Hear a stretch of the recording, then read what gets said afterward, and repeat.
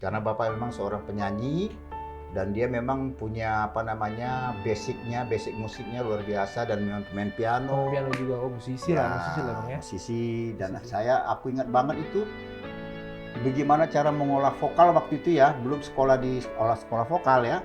Maksudnya supaya tenggorokan ini supaya bersih dari segala macam itu hanya dia taruh baskom, terus kita masukin ke air, kita berteriak supaya ini terbuka gitu. Oh itu benar. Iya, terus air kita ambil, baru kita buang.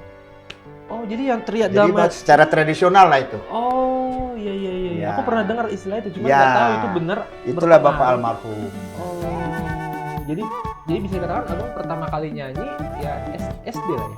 SD udah nyanyi. Jadi berjalan waktu kami ke Medan kan.